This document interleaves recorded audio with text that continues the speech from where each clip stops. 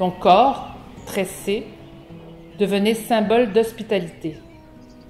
On étendait la natte pour quelqu'un. On essuyait le sang sur une natte. On fumait sur sa natte. Le bois, c'est merveilleux. On peut le changer de forme, on peut l'amincir, on peut le courber, on peut faire beaucoup de choses avec. On peut avoir beaucoup d'informations sur l'âge de l'arbre, la largeur de ses cernes ou encore la densité.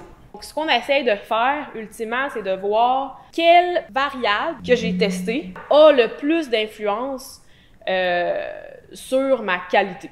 Donc, ce qu'on recherche, c'est vraiment l'équilibre, dans le fond, entre la flexibilité et la résistance. Dans cette époque de transition entre les métiers d'art et les arts contemporains, on n'a pas de presse à faire quelque chose. Les métiers d'art n'étaient pas nécessairement pris au sérieux. Aujourd'hui, il y a comme un retour au savoir-faire, il y a un retour au do it yourself, le faire main. Parce que l'idée, c'est vraiment de susciter l'intérêt à faire attention à l'environnement, qui était beaucoup moins présent à ce moment-là que maintenant. Maintenant, on est plus dans l'urgence.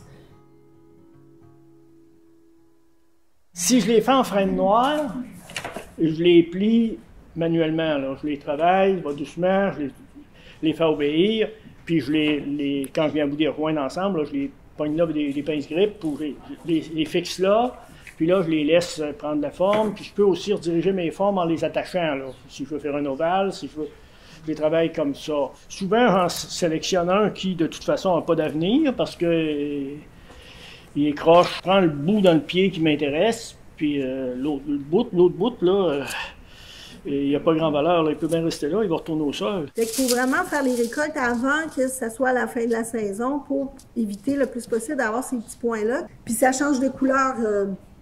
Toutes les plantes deviennent beige avec la lumière du soleil. Fait que quand on commence à les travailler, les manipuler, les exposer dans leur objet final, bien là, ils vont reprendre cette couleur-là toute uniforme. Fait que toutes les matières qu'on va tresser, ils vont devenir toute la même couleur éventuellement.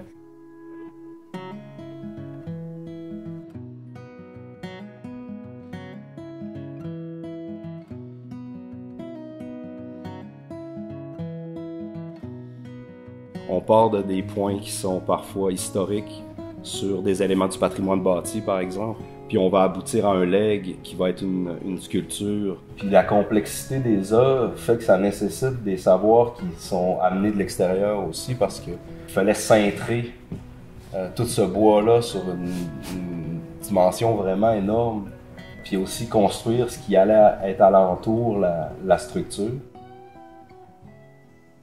Une difficulté que les gens constatent pas, puis à quoi ils tombent en but souvent aussi quand ils se lâchent, quand ils se retrouvent tout seuls, c'est la difficulté des anses, l'assemblage des anses, faire des bons anses.